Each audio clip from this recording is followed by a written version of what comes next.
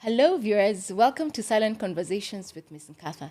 I am your host, Miss Nkatha Mwenda, a nutritionist by profession, founder, Sober Living Youth Summit, chairperson, Graceful Youth Recovery Center.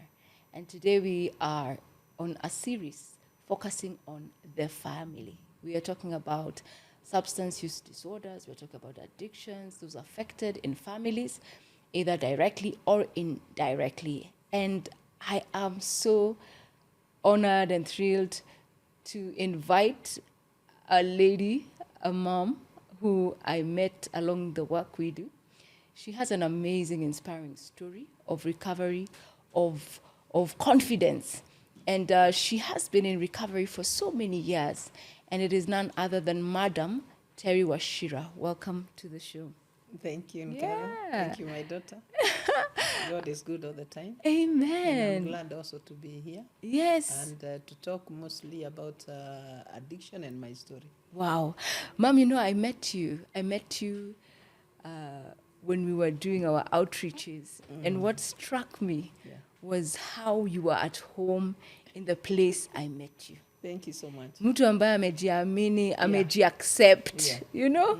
And I remember we had come with a friend from the US. He's currently in Tanzania. His name is Darden. Thank you. And it is the way you welcomed us. Thank you and so the way the young men were so at home in the place where you are an addictions counselor. Yes. And a therapist. Yes. And I said, I want to have a conversation with you. And You I'm did happy well. God has allowed Yes. for us to have this chat. This is good. Introduce yourself. Tell us who you are. Yes. Then we can dive right into your story. Thank you, my dear. My name is Madam Teresia Wachira. I'm an addiction counselor, and I'm also a marriage and family therapist. Besides that, I'm a mother of 5 children and 1 grandchild. Oh, nice. Yes. Thank you. Yeah. Where did it begin? Because we're talking about substance use disorder. We're talking about recovery. You have a journey and it started somewhere. When was the first time you had a taste of the substance you abused for many years? My story is long, but I will short form it. Because I married young, and he was in college. I was also in college. I was in Kianda Secretariat. Where Kianda School is, that's where the Secretariat stood. I see it. And so he was in the university, but I'm glad that my big brother helped us to do the church wedding. Oh, wow. So that was the beginning, and also we started hustling, meaning he was working, I wasn't working. But eventually, the following year, that was 1973, the following year I had passed my exam in secretariat. Yes. And those days, most of the companies, they used to poach secretaries from Kianda Secretariat. Oh. Or even university. Who poached you? For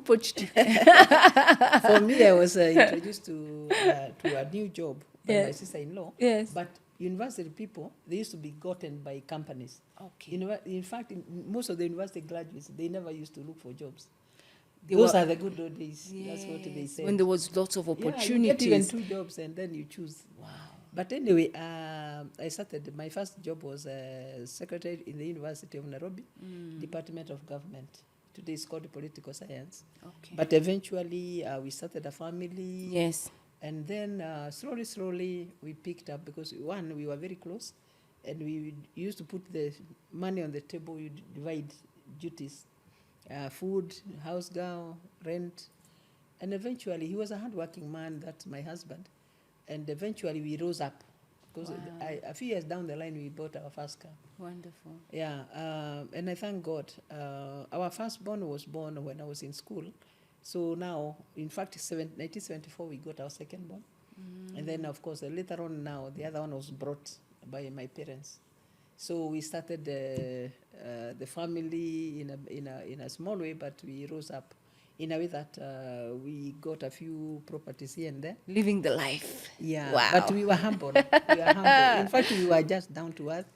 And later on, we sat down and we decided now we must buy a house. Wow. A family Okay. house. Nice. That was the beginning of better times. That is what I should call. Because Yes. now we are leaving the rental house. We went to our own.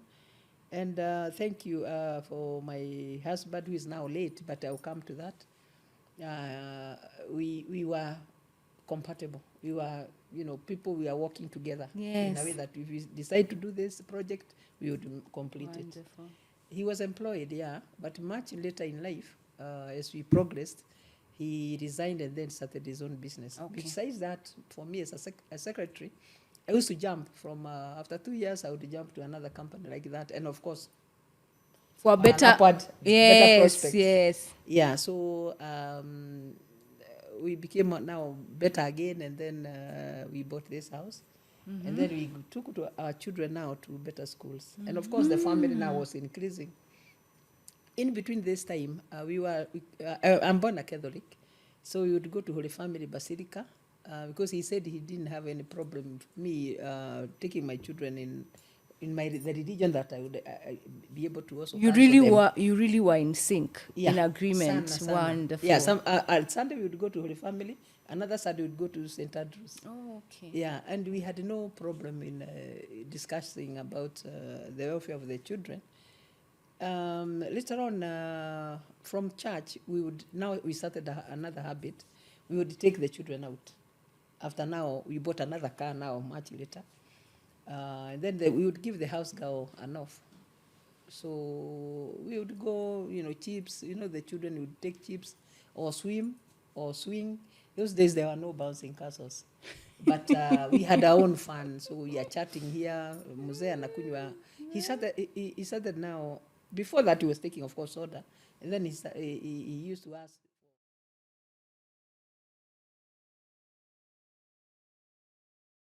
Oh, okay. But no, Ta- it's okay. lager. Yeah. You started having some beers.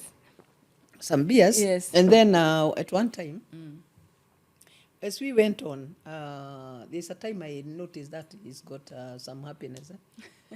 Unajua, this one is, I'm taking Sprite, because I remember my favorite was Sprite. Yes. And he's taking something. Then after some time, akona stories.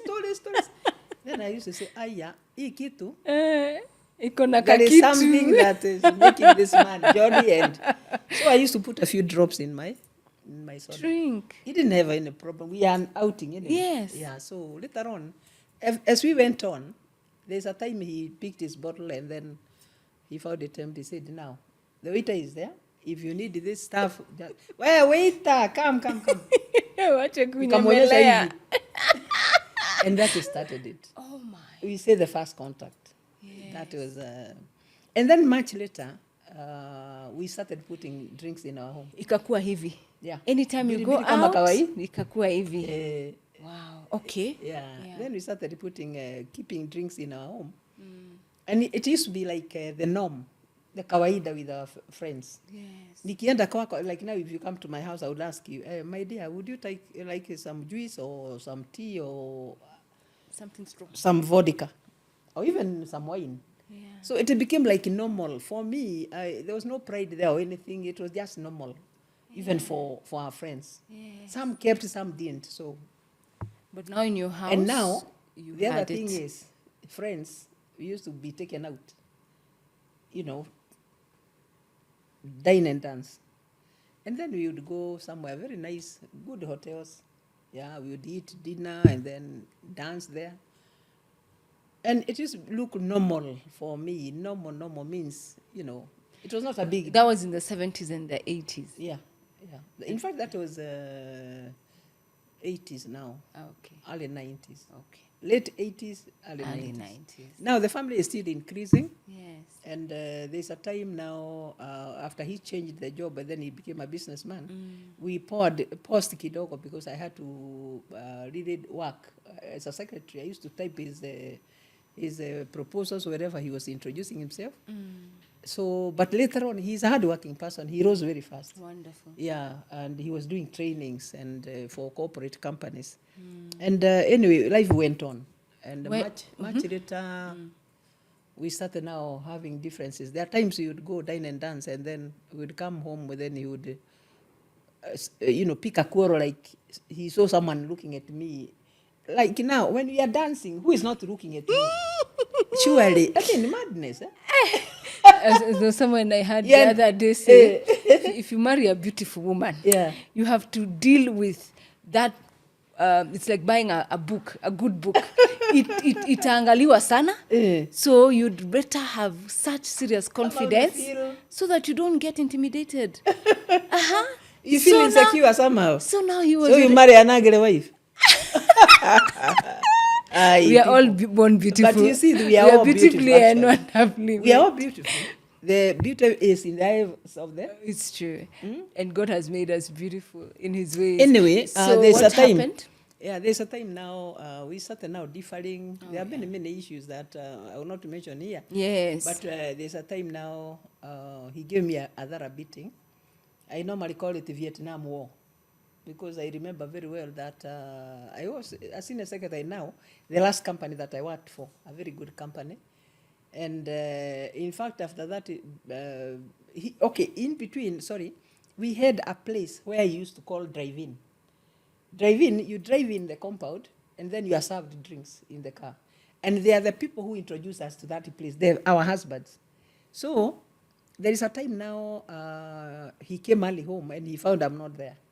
That started it. And later on, of course, I found him. Remember, I have my car, and he's got his car. And when he started his business, he employed a driver. So what he did, in the first place, in the morning, I used to drive the children to school, and then come pick them in the evening. So after he employed a driver, he told me, now I have employed somebody, please, in the evening, he'll be taking the kids home. So when you leave job, you just go straight to home. So after that, being relieved of the duty of going to the two schools, I was doing in two schools there. One was this one, and the other one was doing neighboring. No, I didn't have to go to school to pick the kids. So I found myself with a lot of time. And since we had been introduced somewhere where you used to drive in, you drive the car, you park, and then someone serves you. So, and it was on our way home. So that is where now I landed. Nakujwa moja bili, remember I stopped now Mabaya soda. Then I'll go home. Where would this drive-in be? On Langata Road. Oh, and you drink in the car? Yeah. And was car it service? And was it? Wow. So it's a pub. So it's not. So it's not. This is not something that is just been introduced to how people drink in petrol stations. They are called drive-ins. Drive-ins. I even thought you were talking especially about the drive-in. With a compound, you just drive in a place, you park, and then the waiters are looking at you, because that is a pub. You find the place. You find the place packed in the parking, but the revelers are few inside because there is car service. There's still more, but there are some who prefer to stay in the car. Privacy. So now you started doing that. Yeah. Alone. And in any case, our husbands took us there. So it was like an accepted thing. Like an accepted thing. So we would go there even Saturday afternoon. Members' Day Fridays. I know you don't know who Members' Day are. Those days we used to have Members' Day. And now, so I would swallow two very fast, then go home. Remember, I'm not alone. We have friends that we rang each other. We didn't have mobile those days. Tunaambiana, we pale. Na we ukifika uweke nyama. Boiro. Ama choma, lakini bora do you liked it? Tumbukiza. Yeah, tumbukiza. Hey, now unaona sasa. Now that is how it was great in our own way.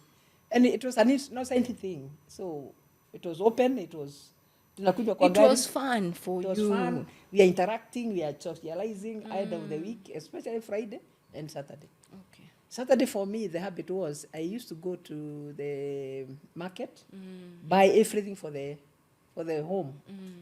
Everything, greens. And then they would be in the boot, then I would pass there. Kawaida. So Friday tuliambiana 2 on the dot. Mtu awe hapo.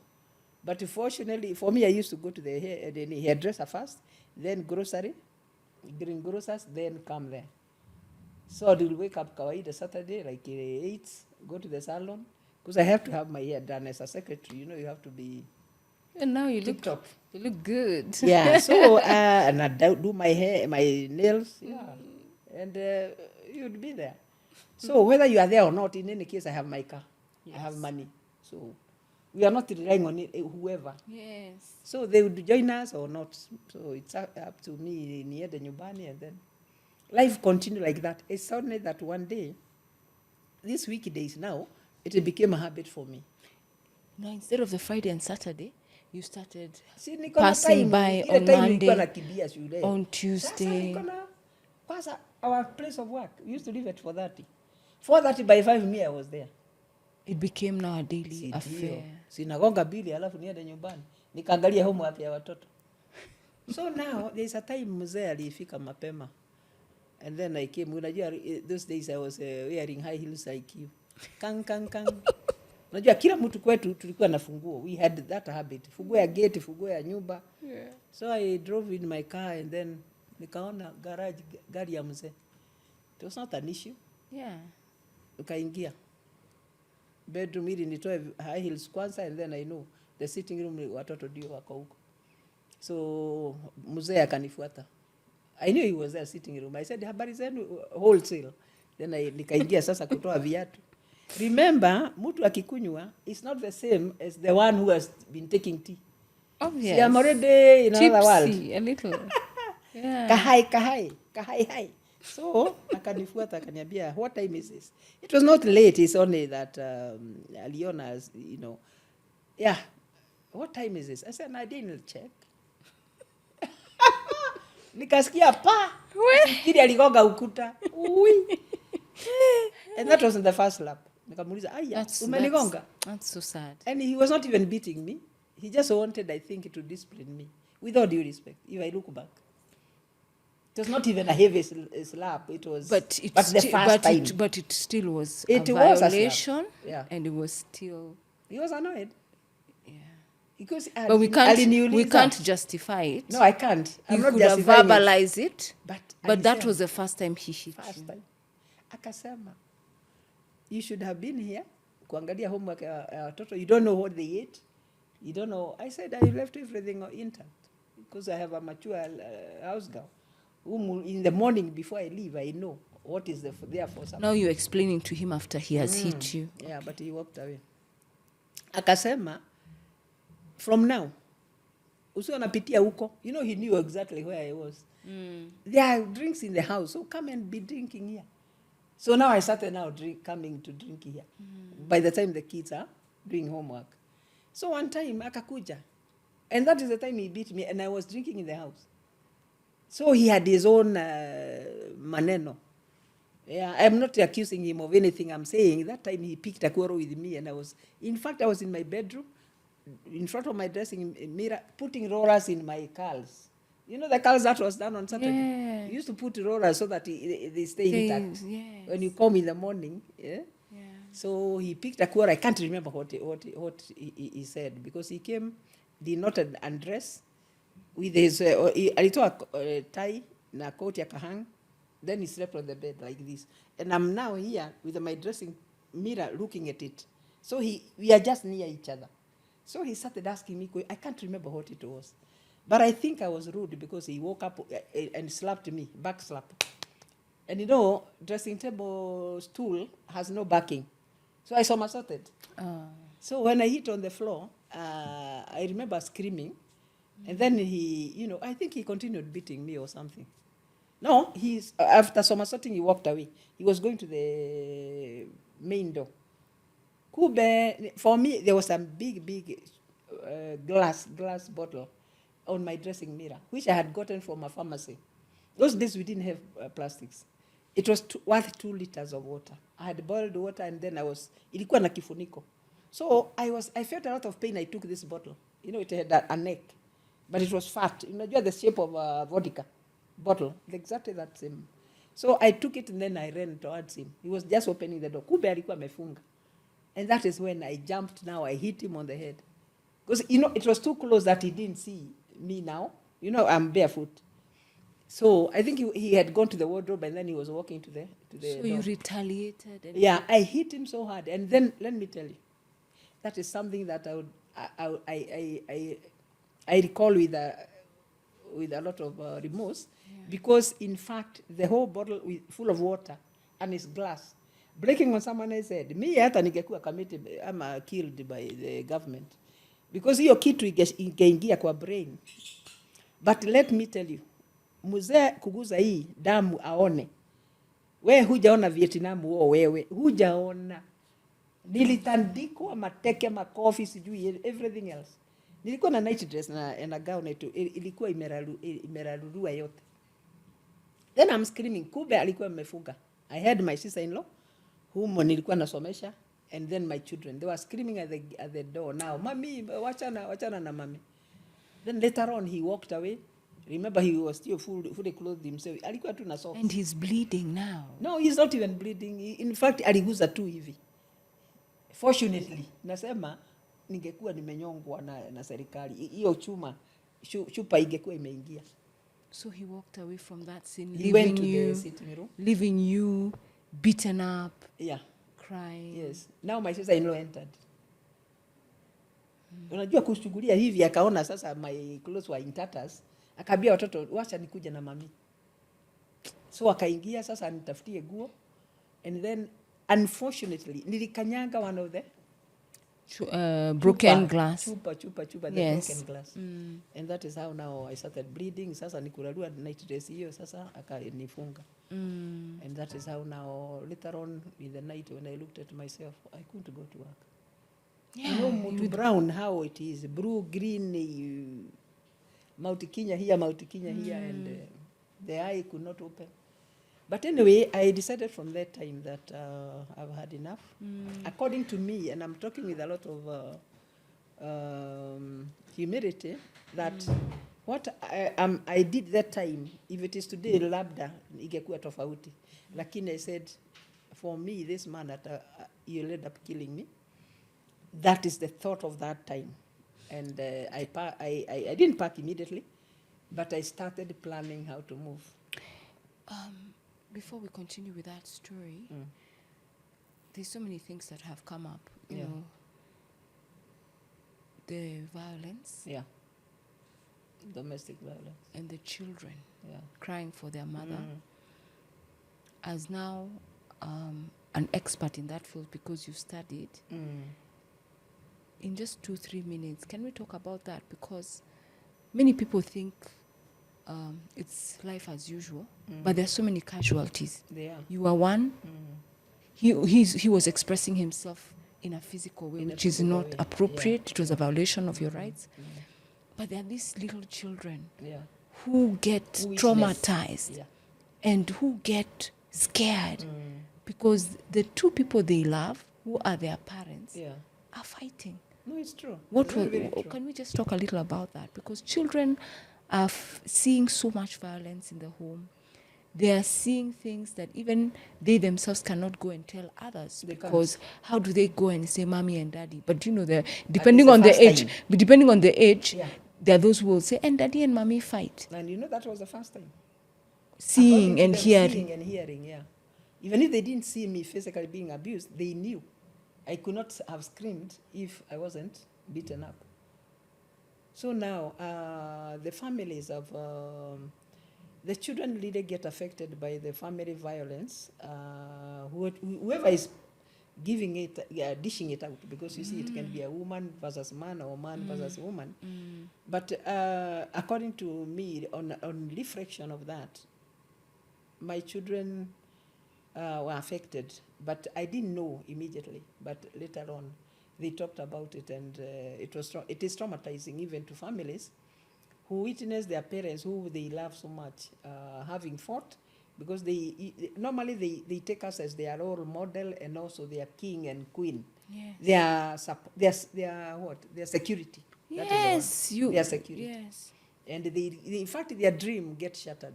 You shake their faith, you know, in how compatible you are, or maybe there will be another scream in the following night. They fear. And you see them even looking in the morning, they look at you with the questioning eyes. They are not talking, but, you know, When they see you smiling to each other or they're talking to each other, they feel comfortable. Yeah. They feel better. But you see, that thing that you fought the other day, it clings to them. Lingers. It lingers. I've read in also psychology saying that if children are in that environment for a long time, Yes. they perceive that as normal. So They you do. find when they grow older, Yeah. they don't find it a big deal if they beat up, say, a partner, be it a man or a woman. And it is very true. And if we don't break the cycle now or address it, or if a parent, I know there's a lot of emphasis on positive parenting. Yes, positive parenting, yeah. So that those children may not go through these adverse effects that change their lives. It is true. And so, I mean... Because I also was brought up by an abusive father who was beating my mom. And I remember telling myself, my father used to have that disease called schizophrenia. Okay. This is the time I knew about it after I started now addiction. But he was told never to touch alcohol. But anytime akikunywa, he used to beat my mom in a terrible way. And I don't know what was in my mom's hands that he wanted to break all the time. He would break her hand one time, the other time he would put a plaster. And I remember myself in my own upbringing, during high school, during college, telling myself, if ever my husband slapped me even a bit, I'll leave him. I remember telling myself, if this is the way, my mother would not go anywhere. And he is the one who would even take her to the hospital. And then the plaster, was that bad? Now she won't work. And I used to be the firstborn girl after boys. After boys means responsibility ya kupika sasa ni yangu. Yeah, because she's unable to do anything. Now, then I would look at her the way she loved working, she loved the cleanliness, and now she's there with the casts. And then it hurt me that the same man now ameenda kutengeneza kuangalia ng'ombe zake. He's scot-free, he's not injured, And then I started now asking myself, is it fair? The one who is cooking for you, umebreak mkono. Unataka akupikie how? And now it's happening in your home. And now it was now happening to my home. I said now. Are those thoughts coming to your mind that I say to myself, I will never stay? Yes. So what happened? Did those you walk away? Came and I decided it is now or never. So I started looking for a house. I didn't tell anybody. I still stayed in that home until I got a house. Then I came one morning. I went to the office. I asked my boss to give me permission. I'm going to the bank. Yeah. And I'll come in the afternoon. I went and I took my clothes the way they are with the hangers. Kwa gari. Already I had paid for that house. Very far from this home because you see now this is an enemy. Yeah. So I didn't want us to crash with him. To be that's why you had to leave. And that's why you had to leave when everyone was busy in their offices. Yes. Oh my. Yeah, that's how I moved, and I had paid for it, and I said now I'm a bachelor anyway, so I only bought a bed on Jogoo Road, mattress up Yushumi, Jogoo Road. Unajua. What about the children? Were you thinking? They can be left with the father. In fact, if he had killed me, where could I have taken the children? That was how you were feeling that time. Yeah. But the other thing, why I left them, even today I don't regret. Let me tell you, I regret having moved, but I don't regret having left them, because I knew my husband like here. If I had gone with them, hagewasomesha. I knew him so well that when he says no, it's a no. And one, they were in good schools. Secondly, why should I go squeeze in a small house with the children who are in their own bedrooms and whatever, and they are comfortable? Why should I do that? So you didn't want to destabilize. You decided to remove yourself from the situation. Yes. I knew this home is comfortable. We bought this house for them. And the other thing, why should I squeeze them? And in any case, this one, autakataa kuwasomesha. Unaona? The other thing, it is too far now from their schools. Too far. The other corner of Nairobi now. So I said, for their sake, I'm not taking anything from here. I only took an old bed from the Sound Quarter. And an old sofa set which was still like that. Then I went to repair. And then I bought the other things. When you moved out, did the drinking continue? Of course. Did it escalate? Did it become now more? My dear. Did you? Nimekuwa bachelor. Yeah. Nimekuwa single now. Wanawaita spinster. Yeah. Yeah. So now you started living Now, as if the other family, as if your family was non-existent. Was now single. Oh my. Yeah. Fortunately for the company, they used to give us a very good lunch. But jioni, I remember very well, by 5, I was somewhere drinking. I remember asking someone who was in the factory, hey, pande hiyo yenu mnakunywaga wapi? But you see, even with the car, I didn't have to ask. I just go drive. I'll spot some place. And that is how my drinking went a notch higher. But my job didn't suffer because I was a very good worker. A very, very good You are worker. functional alcoholic. Functional alcoholic. But I went a notch higher in the way that I became an alcoholic without knowing. Yes. I mean, would you have known then what you were going through? Alcoholism, even that time when I was overreacting, I could have even said now, hata tukipigana, let me just stay. But that decision that I made is not the best. But niliona, according to me, that time I was very bitter because I know we were very close with this man, and then he has beaten me. But I remember very well, it was not a big reason he couldn't pick. If I reflect now, whatever it was. No, violence is not acceptable. And violence is not the order of the day. Because before that, let me go back kidogo. Before that, an issue that I cannot discuss now, there are things that he had done. I'd looked for friends to talk to him, but he really insulted them. Rather, he brushed them aside. Let me use that language. He brushed them aside, and then I didn't know now where to go. I went to my brother, and my brother akasema, wewe Wanjiro naona ni wewe mbaya. So I was... Yes. You tried helpless. Reaching out. Yes. Because of the challenges you were going through in your marriage. Yes. And because you were not able to communicate with him, you tried looking for others. Yes. And it didn't work. It didn't work. Okay. And that's what made the decision. Yes. To just walk away. Just walk away. Nikafika mwisho. Okay. Okay. Man, that's a lot going on. Yeah. Can we fast forward to rock bottom? Rock bottom now. When I went down drinking like that, it reached a stage. Now, okay, in between there, my children were coming to visit me. Oh. And I used to help them. I used to buy food. Every Edman. The way I used to buy dry stuff, so I used to buy, and then I would drive it to home, deliver to my... There was a senior, a mature house girl, and I told her, if he doesn't pay you, always call me, I'll pay you. So we went like that until I got now into a relationship and I got a son. But in between, my daughters were coming. You were single. Yeah. A real single. So I got a son. Oh my. And a few years down the line, that is when the company started now downsizing. Okay. And I fell in that category because I was only 4 years in the company. They started from 5 down. So we were paid a lot of money. I drank everything. And now I had started putting some beers under my sofa set. Hiding them so that they are convenient to you to reach. Yeah, in the morning, nilikuwa natoa lock. In any case, I was now not working. So in the morning, instead of tea, I would have one. After 1 is 2, 2 is 3. I would doze and then I would sleep on the sofa set. Without a job? Then waiting for the working class to join in the clubs. But you didn't have a job now. I didn't. You were retrenched. I was retrenched, but I didn't look for it. See, money imejaa bank. Waiting for the working class I am to join withdrawing 5,000. Ikiisha naenda na withdraw 10,000. Ikiisha, and then I had a standing order for the landlady. So one day I'm going to we were literally writing a check, pay self. So I wrote the pay self Giritano, that kasichana nikaona kamerarua, kona ya gazeti kameandika ka balance yangu. Kaniambia, nikaona kuna line behind me, I sat there. Then I waited everybody to finish in the line. Nikamwambia, my name is Teresia Wachira.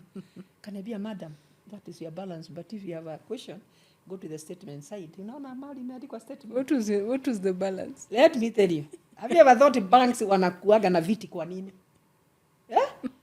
Wakati nilipata hiyo kitu imekaa hivi, pale kulikuwa pesa mingi na hapa ni zero. Uwi!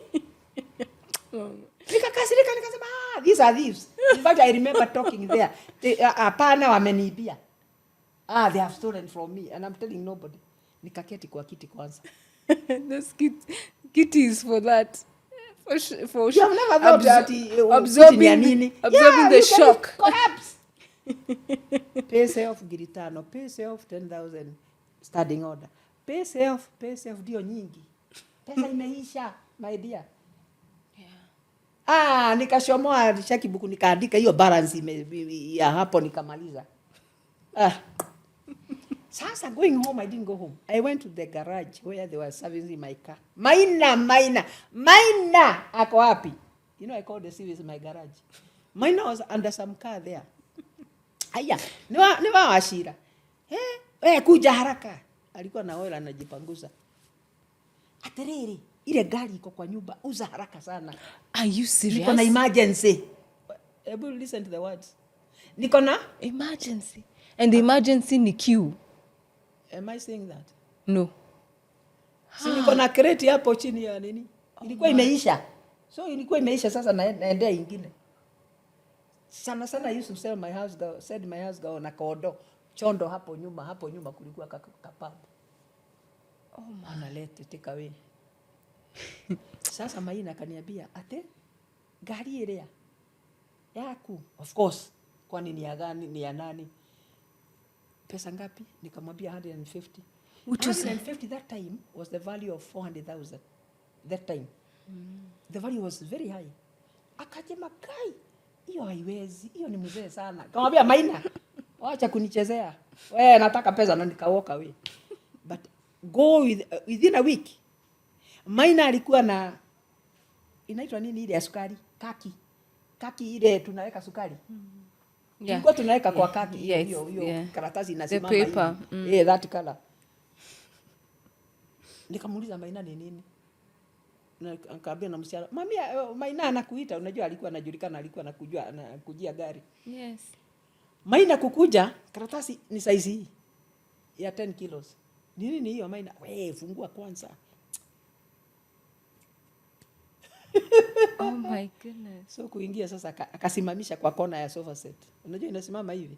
Yeah, that's a lot of money. Akaniambia hiyo ni besha.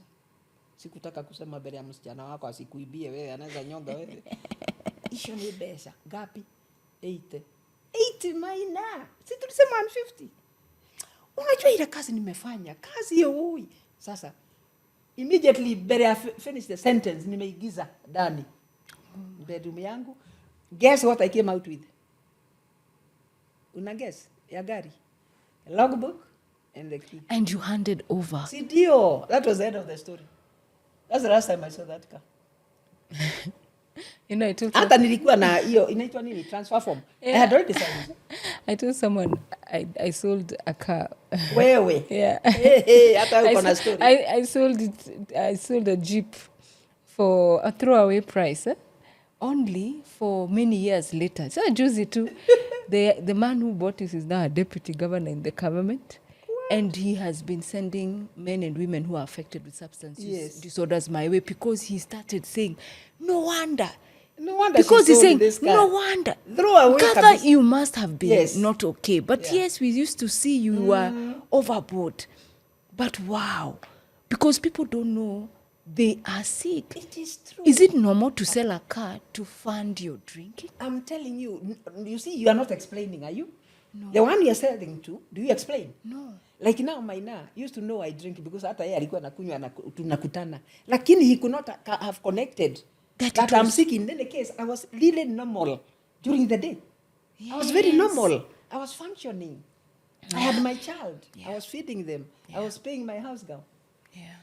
So now the functional alcoholics, there are many. Yeah. There are very many, and I know there are some in a lot of denial. Yes. There are some I'm trying to counsel, and some me have no problem. My wife is not complaining. Has she complained? No. But when you look at my children, are they complaining? Okay, once in a while I'm late in the school fees, but so what? Who is not late?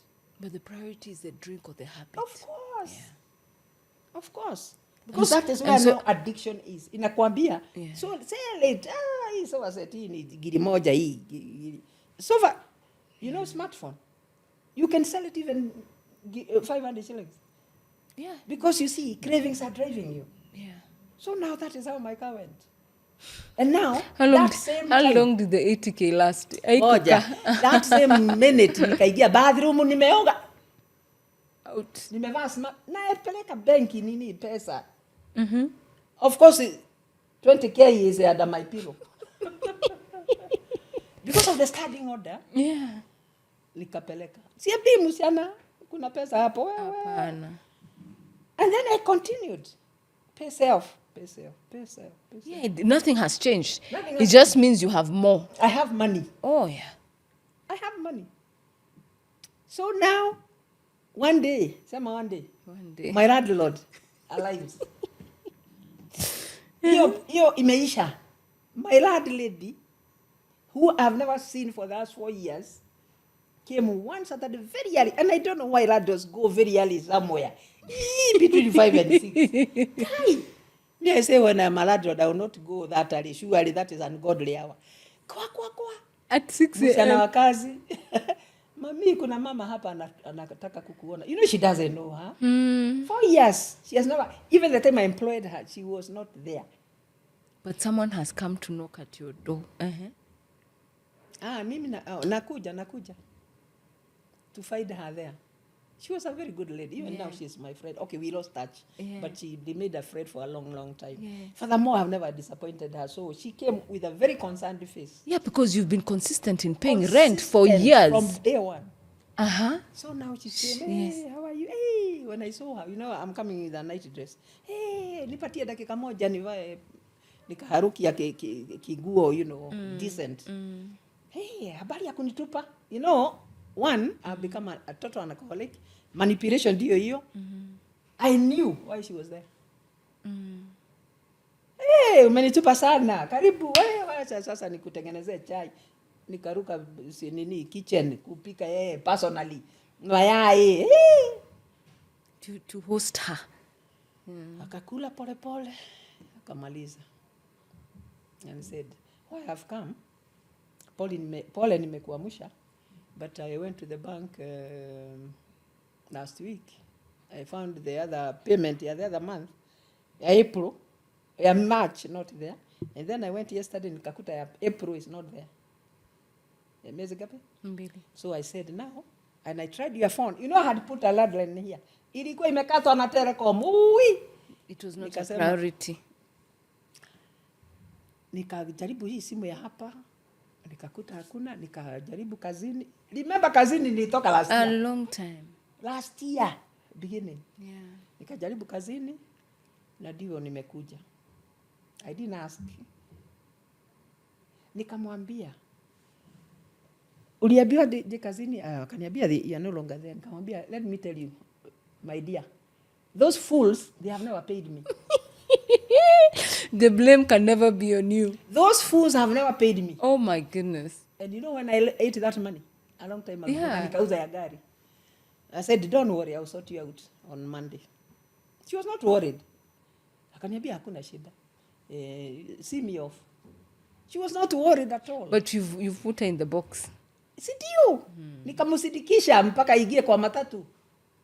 Asifikirie anything else ya kuniambia. Anasubua akili yangu. Ili niende nikatoe roko hata niko na hapo chini ya kiti. Alinyamusha ngodle hawa niki. You owe her 2 months rent. And you know she has a smile. Addicts wachana nao. Yeah. Manipulating after lies. After she went to the matatu, ilitokuwa nana. Nikagoga bili. Who is she? Oh my God. Sasa nika decide Monday I have to get our money. And I have to move from this house now. Yeah, because you can't afford it. Mimi siwezi kutafuta pesa ya nyumba hii. Kwani nyumba inanifanya nini? Inaongea hapana. Bas. I remember there is a rich cousin of mine. Then I designed Monday. Come Monday. Nikavaa nguo ile wash. Ile ya kwenda shambani. Viatu ile imeraruka. Kitambaa ile mbaya the worst color. Are you acting? Yeah, really. Oh my And you know goodness. my cousin's office ni ile iko na carpet ukikanyaga hivi unaenda chini. And look who is coming. Na nikatafuta ile handbag yangu imeraruka imekaa hata wewe at a distance unaona imeraruka. Sasa nikaa pia hapo kwa mlango. With your looking like problems. And I was not smiling. Hata fasa nisikupaka hapa. Remember, I'm already pararad. I don't eat well. I'm now thinner. Hakuna cutex kama hii wewe ya nini? You went to your... Nikauliza secretary, habari yako? Naweza kuwa na Mr. So and so. Kaniambia okay. What's your name? Naitwa Wanjiro. Wanjiro, anajua Wanjiro. Wanjiro Wachira. Mwambie ni kazini yake. Okay. Akona mtu nitamwambia, nikaketi. Have a seat. Kwanza niuliza, does he know you? Yes. Does he know you? Yeah, he's my cousin. Ndio aliniangalia mpaka chini. Hakuniangalia kwa vibaya. Na mimi pia namwangalia tu. I'm not hurt because I know why I'm dressed like that. I know, for me, I know the reason. Have a seat. Akitoka uingie. Sasa akabazi hapo. Unajua ama secretary so I knew huyu akatoka, nikamwambia ingia. From the gate pale kufungua hiyo mlango. Habari ya my brother. Wajiro ni wewe? The desired effects. Nikaanza kulia. My brother, how are you? The doctor says I'm bleeding like hell and I have got pneumonia. What? Unajua, those offices used to be so big. The Yes. desk used to be there, Yes. 1 kilometer. Yes. Mama amekuja amenihag. Ati nini? I'm bleeding like hell. Me bleeding usiniulize ilitoka wapi. Oh my goodness. And my doctors, mimi naambiwa niko na pneumonia. Lakini hata sina pesa ya daktari. Oh, I'm so sorry. Come and sit. Ile nakalia ina match hii carpet ya white. Na mahali nakalia naweza kuacha map of Africa ikiwa I'm bleeding. So I wanted him to get bleeding kwanza. What is it? Don't cry. What is it? Talk to me. Why you told Wachira left me? Who left who? Yeah, I heard what happened. That is a story for another day. Right now I'm dying, my brother, from bleeding. Nataka achike bleeding. Huyu mtu aliamuka kama mchale. Unajua bosses wanahangi jacket pale. Akaruka, ndio nilikuwa nataka. Akihesabu nilikuwa na hesabu. Unafikiri alikuwa anaenda kwa jacket yake nini? Ni ile notes new anahesabu. That time I had already woken up. My dear, see the doctor? Do you have my number? No, I lost the number. Now tears have dried up. Because you just wanted money. Money. The key. I'm already standing up. Akaniescort kwa mlango. Hata I didn't remember telling the girl kwa hili. Kwenda kwa lift na wewe unangojea lift. Unaweza ngojea lift wewe? Na bibi akija na mtoto analia sasa uitishwe hiyo pesa. Wewe nilienda stairs 5 nani alikuwa na bleed? Hey. Livaroli nani anauza hapa? Nani anauza hapa? Niligonga hii meza ina vibrate. Kama mtu kakachomoka. Nini mama? Nini what? Hii sio kanisa unaacha mlango wazi and there is nobody to serve. Let us kabisa. Let baby haraka sana. All because of alcohol. I was dying of thirst. Kutoa rock. You know, I'm used to toiling rock in the morning. Now it is asking the same. Mimi nikamgoga moja kama maji. Oh my. Sasa nikawa normal. Sasa unajua kana shughuli pale ili kikiumana aende kabisa. Yeah. I think there's a kitchen side huko. Nikamwambia habari yako. Mimi sina ubaya. Do you have conscience? Vile umedanganya hawa watu. I'm not guilty. So it didn't really, that was your that was real. You were just alcoholic. Yeah. So why should I feel guilty? I've cried to God about it and I've mourned about it. Na nikaambia Mungu aniforgive. I'm talking reality about what I remember telling. Yes. I don't talk about what I don't remember. So where was the turnaround? What happened? So now, sasa hiyo nikakibia nikalipa hiyo rent ya huyu mama 2 months. Na nikaenda ndani kutafuta nyumba nyingine. Siwezi kukaa kwa hiyo nyumba forever. I hammered immediately. Yeah. And then I moved. And now, that was now.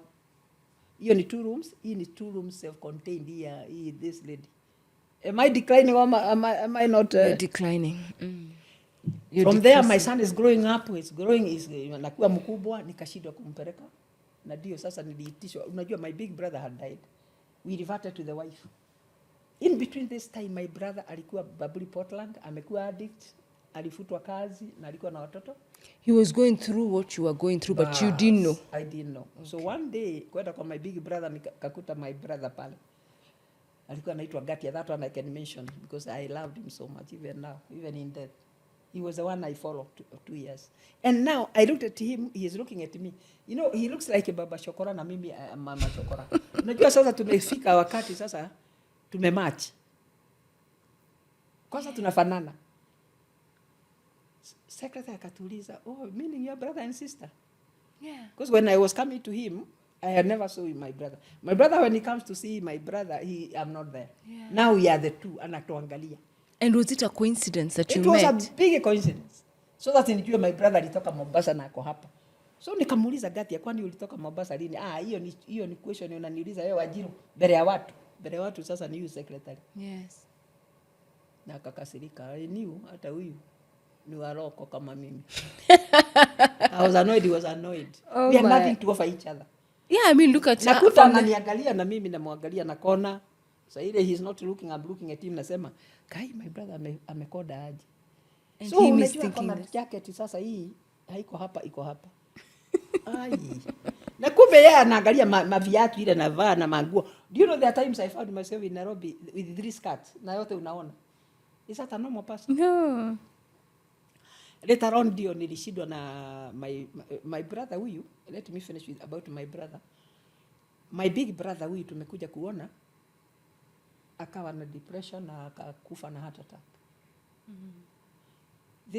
This my brother Gatia, they were very close. In their own way. You know, families, they are like that sometimes. And then he was very affected and he became now depressed. Akawa admitted Madhare 3 times. Places that I saw. And my sister-in-law, huyu wife ya huyu, my big brother alikufa, ndiye aliniambia. Because I used to pass through her office all the time. Na nikaenda kumuona. When he was in Madhare. Yeah. And now, besides this time now, after my big brother, we buried him, huyu akawa sick 3 times. One time akaenda kwa huyu my sister-in-law akamwambia sitakusubua tena. Na ndio akamwambia yeye Gatia, I would be happy if you got a job hapa industry area. Because wewe ni engineer mzima. Akamwambia sio hivyo lakini sitakusubua. And my sister-in-law, may God bless her because she's still alive. Alikuwa anatuwekea giri 1 na 200. Because hata kwake kwa my brother alikuwa analipa giri 1 that ka room. Na mimi hata by this time I'm in Kagemi. My son alifika wakati niliambiwa nimpeleke kwa my sister Gaini Karatina. Nikashindwa na yeye atola. Nikaambiwa na my sister huyu tu, peleka kwa your sister kwa sababu ako na watoto wadogo. Wasomee huko nitakuwa na wasaidia. That is how I took my son. Then I moved from these 2 rooms mahali nilitokea kwa yule mama, nikakuja 2 rooms hapa Kawedani, nikaenda Kagemi na Kamunyole. I went with nothing except a paper bag. And that's where you were drinking. Now nilikuwa nakunywa masachets, ile machupa ya nini ya plastic. And that is where my brother now alienda kwa my sister-in-law, akamwambia hata msubua tena one Friday. Na my brother akaenda, alikuwa anakaa Mukuru Kaiafa huko industry area. Oh, he was living also in the slum. Yeah. Akanunua rat poison and a rope. Before he committed suicide, akaandika suicide note. I'm tired of living. I've taken my life. I don't want to be buried in Odha. I want to be buried in Langata. Sina ubaya na mtu. Please contact this lady. Akaandika full name ya my sister-in-law. Na akaandika telephone number. Mobile had come. That was January 2006. And as per his wish, now, okay, my sister-in-law, there is a place where I had given him her number. Akitaka kuniashia message. And that is where I always used to pass through another sister-in-law, sister ya my husband. Alikuwa anafanya in a hotel, so alikuwa anampigia, anamuachia message hapa. So akaniambia ino hata your other sister-in-law amepiga, amesema umuone. So I called from a call box. So you never lost touch. I mean, in terms of there are people who, even when you were in these dark moments, living this life, you still were in touch. And they were helping you in one way or another. In one way or another. Okay. They have always been, even today. Wow. And I thank God because she has been close to me. She's the one, in fact, later on, let me finish about my brother because she took me to the rehab. Wow. The May same God lady. bless her May God bless her. soul. Yeah. So Wow. now we are born Catholics, so akaniita ofisi, nikaenda idasueria kwake, ndiye aliniambia my brother committed suicide. Of course I cried a lot, na akaniambia as per his wish, nimeweka burial ya Friday, Saturday, following Saturday, and I've called someone from Holy Family Basilica, catechist. So now we are there at the funeral side, Langata Cemetery. My relatives are in Nairobi, most of them. Dio catechist akimaliza akasema, another one in the family might follow. If you see, alisema hivi, full sentence, pointing at the coffin. If you see a case like this one, another one in the family might follow. That one, I remember hearing it, but I didn't relate to me. But my sister-in-law related it to me. One, I was very thin, I was very unkempt. I was in fact suicidal, but I never told anybody. I could hear even in that karumu yangu, and I used to hear a voice telling me, Wanjiru umekwisha. Remember, I used to be a secretary. In fact, munasemaga devil haongei anaongeanga. Yeah, You used to be a senior secretary. Ebu angalia mahali unakaa. Do you know I never cleaned that place? Never. Not a single day. So you were living in filth. Kai. Na nguo nilikuwa natupa kwa carton pale kona. Recycled, sama recycled. Hata nikianguka na ni black. I used to do like this. Never saw water. Okay. So now, your sister-in-law, yes. Sisi tumemaliza, my relatives are here, tunasalimiana. My sister is here, the one who is got my son at Gaine. My sister-in-law said, now that Mombi is here, please let's go to my home, tumalize, and then mulale at least let Mombi update you on your son, ili sasa to do the way forward tomorrow. So that is how we went to her house. So the following day, after we took breakfast, that is when she told me she would like to take me to a rehab. So I asked her, what is a rehab? I didn't know. Akaniambia, another lady has taken somebody, in the rehab. It is counseling, but it is residential. Wow. Me, I'd like to take you if you think about it, but I'll give you time to think about it. Call me on Thursday. Wow. I rang her on Wednesday. That is how I was taken to a rehab. And when you know, I'm telling you, we can go on and on. For me, I know we are inviting you again for the other part, but what happened when you got into rehab? Yeah. Which year was that? That was 2006. In fact, we have buried my brother January, February, March, April, I was in the rehab. How long? And that was my turning point. 3 months. 3 months. 3 months. That was my turning point. And I told God, in fact, before I was taken to the rehab, my own sister huyu wa Karatina alikuwa ananipeleka makanisa nyingi sana, naobewa, naokoka, naobewa, naokoka. Nikija Nairobi, nikikakaa, nakaa sober, then I used to relapse. Yeah. But in between that, I used to take myself in churches. Unajua lunch hours churches ya Nairobi ni nyingi. Mimi ni mwenyewe genuinely niliokoka mara mingi sana. You kept going somewhere to get nourishment. Unajua vile wanasema, anybody who has needs come forward. I used to, before amaliza hiyo sentence, nilikuwa nimeenda hapo. Lakini, remember, even the time, I used to go to round my friends in town kuoba. 50 bob, 100 shillings. Hakuna mtu sikujua mahali, nilipojua where he or she is, na sikuingia ofisi yake several times in a week. But you see, why I confused them, and I was not pretending on this one. I did not toa lock alafu niende. So I couldn't smell, I was not smelling alcohol. Yes. But they used to wonder how untidy I am, and I used to be poch. I used to be smart those days. Yes. So I'm becoming worse. Very thin. Very, very thin. In fact, nikivaa skati pande hii naenda hivi. So they used to wonder about me. Even there are times they used to say, nikupatie chai. I used also to go Wachira's home, office. Wachira kuniangalia cracked lips, aniambia, gweterie chai. Can I ask tea for you? Yeah.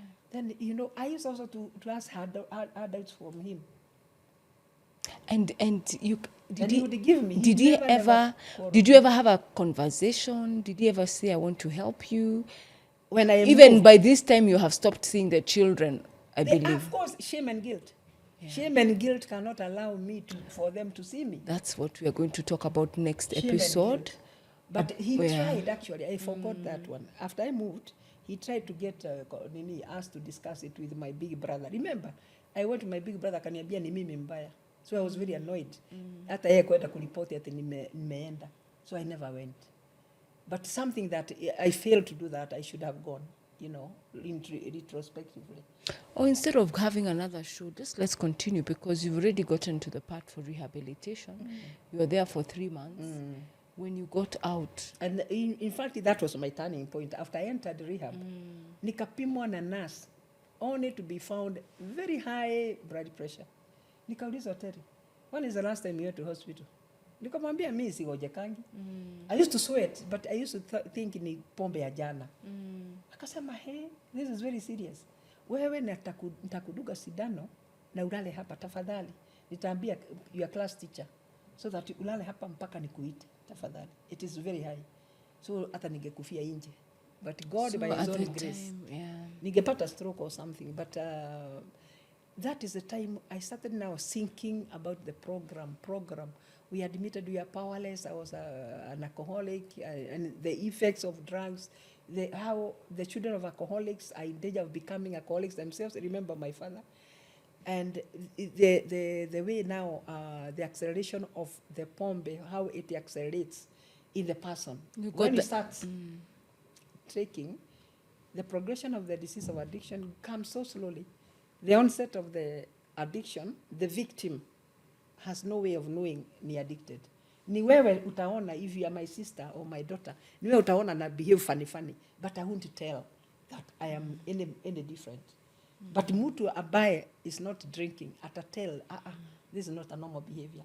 Because in any case, like now, if the husband is drinking, the wife atatel, this man, even if he was drinking, he was a social user at that time, now imefika kiwango ambaye pesa nyingi inaenda wapi? To the drink. And that is where the danger lies. And because one, hata kazini, he is not productive. True. You produce half-baked work. Now, you have learned all this in rehab. You're understanding it was a disease. Yeah. You have connected with God, because, you know, the 12 I became steps. born again in the rehab. Amen. I told God now, genuinely, I'm now born again. Okay. And this is the life I was looking for. So when you left, what journey did you find, you know, waiting for you after getting better? Okay. In the rehab, normally, we invite families to counsel them on the disease concept of the addiction. Because you see, when one person in the family is infected, the whole family is affected. Yes. And of course, even my own sister-in-law, though we are not staying with her, she was affected because I was always, you know, on her. My son now was her responsibility. Yeah. At the same time, I had messed my family. Yeah. So can you see now, how many people did I affect? Many. I'm infected, the whole family is affected, and also the society. Because the one who is addicted can do a lot of damage to the society. Can start stealing from the neighborhood, can start stealing from everybody. And this is how now I realize for sure I should not have moved, but still I can get well. I can become a very sober person. There was a lady who was a counselor, and I really emulated, I wanted to emulate her. Then I asked her, how can I become a counselor? Akaniambia ukiona director akija, please talk to him. And that's how I went to the director. Akaniambia, people like you at your age. I was already 50-something that time. People like you make very good counselors. How many years were you when you stopped? When you got into rehab? 50-something? 52, I'm 53. Amazing. Yeah. Wow, wonderful. Alisema people like you. Akasema, even me, I'm in recovery. Let me take your number. Unajua ukiingia rehab, simu inachukuliwa. Yes. So I gave him my number, and then I had a notebook. Nikachukua namba yake. Akaniambia once in a while, what are you planning? Nikamwambia my sister-in-law yule alinileta told me atanitafutia kazi as a secretary, na mimi nitashukuru sana. Then my sister-in-law used to come, anakuwa cancelled like that. One time sasa akakuja, tukawa na session na yeye, nikamwambia now what are you planning? Akaniambia let me ask you, what are you planning? Nikamwambia I would like to go back.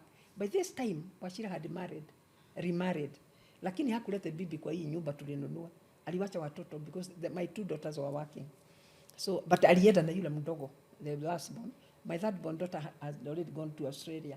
So my 2 daughters were working and they were in that home. So nikaambia my sister-in-law ningetaka kwenda home, and now I'm fearing Wachira asinipige. Kaniambia now that you are sober, I think let's do exactly that. You go there. I will not take you, but I will give you money to take you there, and then nikamwambia na akinipiga anifukuze. Akaniambia once he does that, we shall see the way forward. But before that, let's trust that something will come out, that they will accept you. Even me, kamwambia, even the program says I go and make amends, because I have seen the way I wronged my daughters by leaving them, and even my husband. So that is how now I went back home. That day akakuja to sign me off, akaniweka Karen in a taxi, nikaenda mpaka home. Wow, that's now your sister-in-law. Yeah, and wow. At the same time, I was already a changed person. I'm now born again. I said, I told God in my heart, I want to live for you and I want to become a counselor. I want to help other people. Having lost my brother in January, Lord, I want to be part and parcel of the recovery of very many people who are drinking, who have no idea that this is a disease of addiction. And look at God, He answered your prayers. He 18 did. years later, you've been supporting. And working in a rehab. And today I want to say thank you to God. And I want to say to all our viewers, whoever hears my story, please, if you have someone who is addicted, connect me to that neighbor, because let's touch people's lives. Because I have been doing it, and with a passion that I'm touching people's lives with my story. That there are many people who have started drinking, but they don't know, that they're courting death. How can they? It could have even led to death anyway. I was already suicidal, but God in His own mercy have given me life, a new lease of life. Where can they find you? You can just talk in the camera, tell them where they can find you. Yes. Give them your contact details. Yeah, for the viewers, I want to give my number. You may have someone who is addicted. You may have someone who is depressed. You may have issues even with the marriage, because I'm also a marriage and a family therapist. Please remember, I want to give you a sign of hope that the disease of addiction, if you come to professionals, they'll be told what to do and what not to do, so that they may avoid the pitfalls of dangers like suicide, and also even car accidents, and even self-harm. And in any case, one person in the family who is infected affects the whole family and also affects the society. I want to give you my number. Tafadhali, if you have even a neighbor who is addicted, pass my number. Let's help each other. My number is 0711 81 9483. I'll repeat it. 011 81 9483. Madam Terry, addiction counselor, and also marriage and family counselor. I also give one-on-one counseling. I also talk in corporate companies and in the public forum, and even in church groups. Thank you, and God bless you. Viewers, as you've heard it from Madam Terry, she's alive and she's been able to overcome so many challenges because of the use of alcohol that was normalized. She never tasted it, but in marriage, she was able to enjoy it in the confines of her home, not knowing that it will take away from her, her husband, her children, that it will lead her even to the streets. But who is like God, who, by His gracious mercy, was able to make a way out. We want to thank God for your sister-in-law. Thank you. We want to thank her for all those people who were kind and compassionate during your times, even in the street. And we want to emphasize that alcoholism, substance use disorders, these are chronic diseases. They need the medical attention, and there is help. You can reach out to Madam Terry. You can reach out to the show. We can be able to link you. But please, do not die alone. Do not suffer in shame. You as a parent who has a child who has been to not 1, 2, 3, 10 rehabs, there's a way out. Do not give up. And there's something that goes that addiction can lead you to jails, institutions, or death. Madam Terry has been through institution. She never went to jail, but she had jail tendencies because of what she was doing to people. But she's alive to be able to encourage you. And as we part, I want to encourage you with a scripture that comes from the book of Matthew. It comes from the book of Matthew, chapter 11, verse 28, when the Lord tells us to lay our burdens. When we lay our burdens at the feet of Jesus, when we are able to lay our burdens to the Lord, He will give us rest. So what is that is hindering you? Is it the way you perceive yourself? Are you going through challenging times? It could be financial. It could be with your career. It could be at home. Please, don't be discouraged. You can call out to your God, and you can be able to trade that, and He will give you rest. Until next time, it is your host, Miss Nkatha. We love you, and God loves you.